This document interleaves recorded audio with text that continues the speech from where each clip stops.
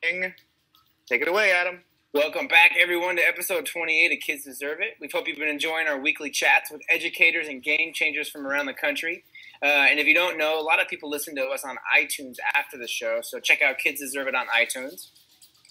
And if you haven't heard the news, our book officially releases this Wednesday, June the 1st, and is currently up for pre-order on Amazon. So we hope you'll all pick up a copy and let us know what you think. This week we've got another great guest, but first we'd like to introduce ourselves. My name is Adam Welcome, and I am an elementary school principal currently. Next year I actually have a new job, Director of Innovation and Technology. I'm finishing my year as a principal, but I'm excited about looking forward to some new stuff going on. That's quite the fancy title. I like it. I'm Todd Nesloni, principal at an elementary school in Texas, and our guest today is Dave Burgess. That's right, the infamous Dave Burgess. We want to remind all of our viewers to participate in the chat along the side, as well as on social media using the hashtag KidsDeserveIt. So, Dave, we got a few questions for you. So for those who don't know about you, Dave, tell us about yourself. Yeah, so I'm from San Diego, California, and I was a teacher in the classroom for 17 years at West Hills High School here in San Diego, and I'm the author of Teach Like a Pirate, co-author of P is for Pirate, and also the president of Dave Burgess Consulting, Inc., which is kind of an innovative publishing company which is trying to disrupt the traditional publishing industry and create author-friendly contracts, give creative control back to authors, and stop these unbelievable contracts, which the only thing they're missing is a ski mask and a gun. They put it to authors' heads and they take their stuff. And so, that's who I am. And I'm a keynote speaker and professional development workshop deliverer. So I'm pumped to be here with you guys. Ski mask. Talk to us a little bit about. Talk to us a little about Teach Like a Pirate. I know that many people that are probably watching have read it or at least have heard of it. But for those who haven't, how did that book come about? The whole idea, all that. Yeah, so, it's based straight off the stuff that I was doing in my classroom to engage and motivate kids. I was working with a pretty tough population, and, my classroom was a place where people, they came out of three groups. One, there were group of kids that were special education students being mainstreamed in my classroom. There were groups that were behavior problems. There were groups that were apathetic about school. And, of course, then I also had a mix of college prep students as well. But it was this big jumble of students, and I had to very quickly find out what works, or I was going to burn out and have to leave the profession. And so this stuff was based right out of what I was doing in my classroom. And I'm kind of obsessed with finding ways to package material to make it easier to understand. I call it putting handles on material to make it easier for kids to pick up. Well, I wanted to put handles on my workshop. And so pirates appealed to me because pirates are unconventional. They're willing to reject the status quo. They're willing to sail into uncharted waters with no guaranteed success. They're risk takers, rebels, mavericks in the classroom. And I saw myself as kind of that crazy guy who they accidentally gave keys to one day, and they haven't been able to get rid of me ever since, right? And so pirates really appealed to me. And then pirates are also known for having hooks, right? And so this was all about how you could hook your students into what you were doing. And then finally, I'm abnormally obsessed with acronyms, as many educators are. It's one of our problems, right? And so I immediately put the letters down on an acronym, and there the P and the E were sitting at the beginning of the word. And I knew I wanted to talk about passion and enthusiasm, and there they were. It was the cornerstones of the word. And I knew I wanted to talk about building relationships and rapport with kids, and there was the R in the heart of the word, and it's the heart of the pirate system, building rapport. And so I never looked back. Awesome. Love that. And I love the enthusiasm right there. Goodness gracious. So obviously you're not teaching anymore, and you and your wife, Shelly, are running Dave Burgess Publishing. Now, what has that been like? You guys are busy lately with putting books out.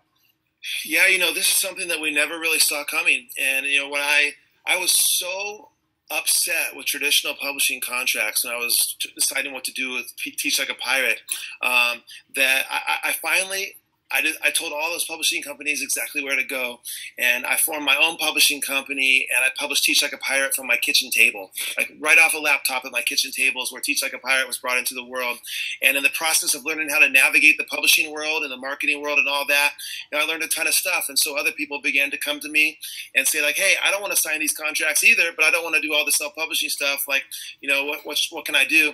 And it hit my wife and myself that, we need to create a disruptive model to fill this gap in the industry where people don't want to sign off their work to the big publishers and make 10% or something like that. And they also don't want to do all the things they have to do with self-publishing and all the work behind that. And so we're kind of an in the middle disruptive model. And now, we have 17 books that are out right now and more coming out all the time. And, I'm pretty excited about one that's coming out Wednesday, which is your book, Kids Deserve It. And we're so honored that you guys decided to work with us and that you agreed to sign with us to do the project. And we are just pumped to get this book out into people's hands.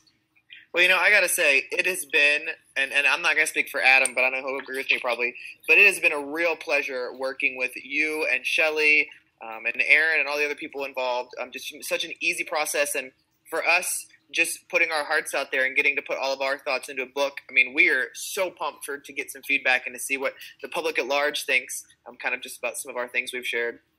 Yeah, you two are absolutely perfect for our model because, first of all, you're practitioners. You're out there, you're doing this stuff. We're not looking for people that just have a bunch of theories about education. We're looking for people that are doing this stuff, that are practitioners, that are out there working with in the field. And so not only that, is we're looking for manifestos. We're not looking people to write like a few things that they think can be improved in education. We want people that are so on fire about their message. It's just coming out of their skin. They can't wait to get it out. Sometimes someone will contact us and say, hey, I would really like to write a book for your publishing company. Tell me, what topics are you looking for? And that is so not our person, right? Our person knows exactly what they want to talk about, and they can't wait to get it out. And that's the way I feel about you guys and how I feel about Kids Deserve It. Like, I feel like you guys wrote your manifesto. You wrote that book that, like if you were to give your TED Talk, it would be this. Like if you were to give your keynote in front of all the educators in the world, it would be this. This is that message that you guys have that after you're done speaking, you could just slam the mic down on the ground and break it, because who the heck is going to step on the stage after you said what you just said, because you just killed it. Like the next speaker is sitting in the wings and they're going like, I'm not even going out there after Todd and Adam just spoke because they just killed it. They just smashed it. There's nothing more to be said. And that's the kind of feeling that we're trying to get with our books and with our messages. Well, Dave, that's right. Mic drop right there in of itself. Drink some water, Dave. Well, Dave, hydrate. What would you I get a little wound say up. I'm sorry. You're fine. What would you say is the biggest thing that you have learned over the last year? I'll tell you one of the things I've learned is that I'm traveling all over the place right now and giving these workshops and seminars on Teach Like a Pirate and talking to educators literally all over the world. And so from Singapore to Australia to the UK to Canada to the US, you name it. And everybody thinks that their situation is different and unique. And you know what? It's just not true. We're all faced with the same problems. We're all dealing with the same stuff. Like people will say to me, like, well, I need to explain to you about the population that we teach here at this school. And then they'll tell me the story. They'll tell me their stories. And you know what? It's the same stuff. The same stuff's going to work. And so that's one of the things that I've learned. The more I travel is the more I learn that we're all facing the same problems. So Dave, what do you wish happened more in education? You know what? I hear a lot about risk-taking in education. And here's the thing. It's one thing to say that you support risk-taking when things work out okay. But that's not when we really find out if you support risk-taking. When we really find out if you support risk-taking is, what do you do when it doesn't work? What do you do when people fall on their face? Now what happens? And that's what I would like to see more of. I'd like to see more of not just the lip service to supporting risk-taking and innovation, but the actual support. When that teacher tries that new lesson and it completely falls flat, rather than getting called on the carpet, then that teacher, it's more supportive. Hey, you know what? I'm excited that you tried something new. It didn't work out this time, but I'm excited that you tried something new. You tried something innovative. Let's see if we can fix this. What can we do to make this work? And where then the administrator is more of a colleague, someone who's coming in as a resource to help. And so I think that's a really important thing. Nice. So Dave, when you're having one of those rough, tough to get out of bed kind of days, what do you do kind of to kick your butt into gear and pull it all together? Yeah, you know what? There's two things that change your state in the world. One of them is what you focus on, and the other is your physiology. Those are really the only two ways you can change your state, and both of them work immediately. So, for example, if you're having a trouble getting going, whether it's in the morning or whether it's you're getting ready to start your classroom, change your physiology. If you want to be a more dynamic speaker, then speak in a more dynamic fashion. If you want to be more dynamic, sort of move more dynamically, have more inflection, more intonation in your voice. And when you act enthusiastic, the strange loop completes completes itself, you actually become more enthusiastic. That's why the toughest part about working out, for example, is just starting. It's not once you start, it's easy. Then you got the ball rolling and it's easy to keep that momentum, right? It's overcoming inertia, which is the hardest thing to do. So get moving. And then the second thing is what you focus on, right? And so what you focus on creates your reality. And so if you're not feeling like you are in an empowered state, it is most likely because you are not focusing on something that is empowering to you. So you got to always come back to those mightier purpose reasons for what you need to do that day, for what it is that you're doing in your profession. And when you focus on those mightier power reasons for doing what you do, like we're in the life-changing business, quite literally the life-changing business. Like, how could you not get excited about getting up to and go and change people's lives, right? Like, and you have to seek greatness. And that's the awkward question I often ask people, like, do you want to be great? And people look at me like I'm crazy, and they avoid eye contact, and they fidget around and all that kind of stuff, because it almost seems egotistical to say that you want to be great. It's not egotistical to want to be great in our profession. We're in the service profession. Our greatness just helps other people, right? And so, like, how could mediocrity doesn't motivate, right? You can't get up in the morning and get excited about it. I can't wait to get into my classroom and be average today. Like, I'm pretty sure if I really give it my all, I'm going to be lukewarm. No, like, that doesn't motivate anybody. There's no energy in averageness, right? And so when you seek greatness and when you embrace that mightier purpose, then I think those are things that can always get you going at any particular time. Well, that I think about this week, and I had a tough day one day this week when a deer headbutted the side of my car, and I was in such a bad mood getting to work, and I remembered some advice that I had gotten from someone.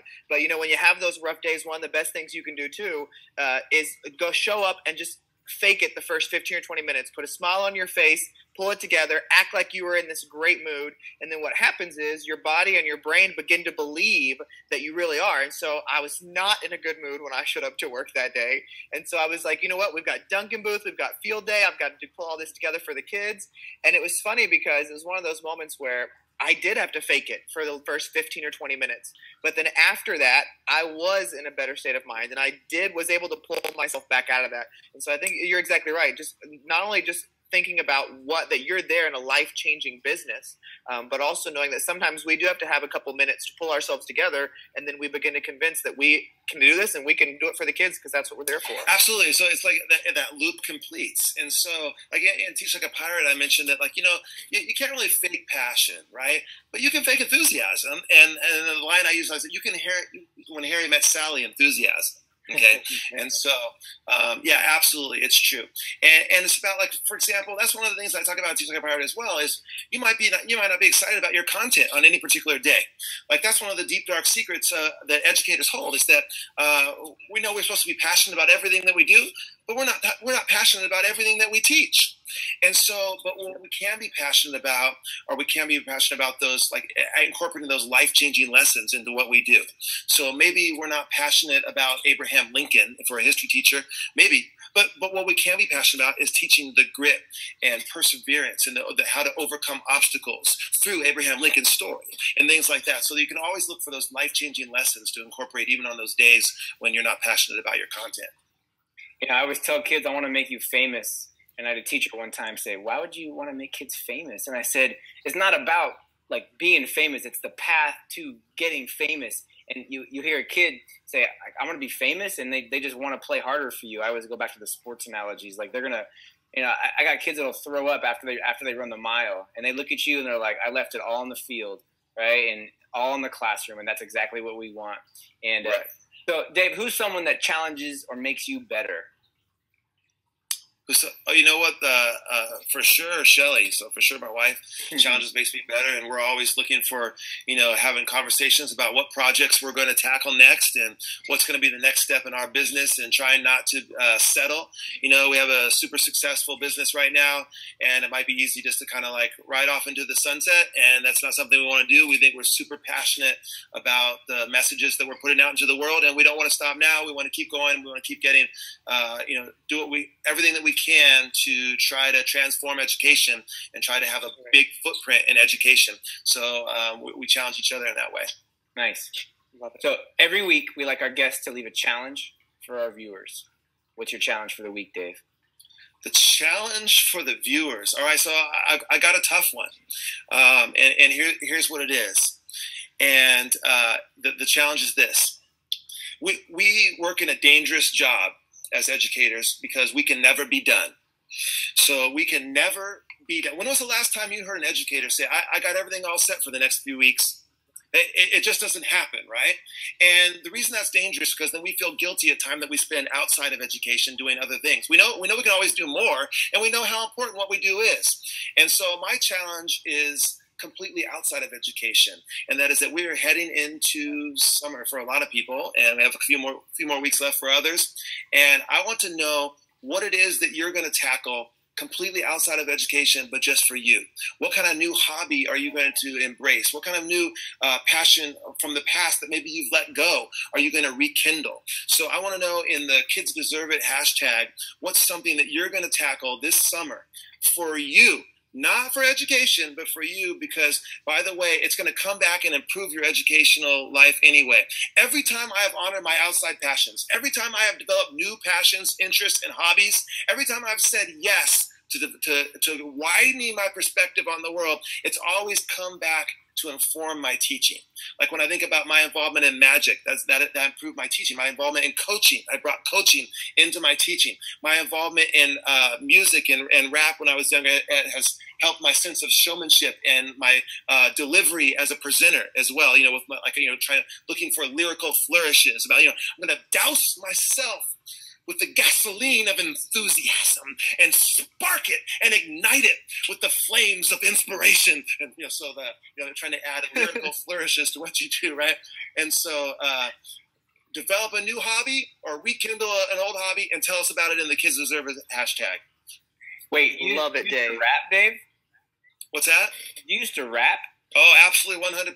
There was about 3 years of my life where you could not have convinced me, and I know this is funny for people, but you could not have convinced me that I was going to be anything but a rapper for about 3 years of my life. I was making my way through college. I was doing just to be honest, I was doing the bare minimum. I was passing my classes. Just the only thing I cared about was getting back into my dorm room with my 2 Technics 1200 turntables, my Radio Shack mixer, my microphone, and my Roland TR-808 drum machine with the ringing bass that had a little dial on it. We could make the bass like boom, ring out like that. And I was writing raps and lyrics, and there was no doubt in my mind I was going to be a rapper. You still got it. Well, Dave, thank you so much for coming on with us today. We want to also thank our viewers who are here joining. We want to let y'all know that, Adam and I, as we begin to work with Kids Deserve It, we see it as much more than just an educational thing. We don't say kids deserve it at school. We believe that kids deserve it in every single part of our lives. And one of the things that we are excited to announce, that we announced on our blog this week, is a brand new partnership with an organization called Classroom Champions. And Classroom Champions brings top-performing Paralympian and Olympic athletes into classrooms to teach them things like teamwork, fair play, goal setting, community service, things like that. So we're excited to let you know that in that new partnership with Classroom Champions, we'll be bringing special Olympian and Paralympian guests on our Kids Deserve It show throughout the year. And our first one is next week. We have Paralympic gold medalist Joshua Sweeney, who played on the men's sled hockey team, and he'll be joining us next week as our guest on Kids Deserve It. Thanks again, Dave, for being with us. I really appreciate you giving us some of your time. Thanks, Dave. Oh, absolutely. Thanks for having me.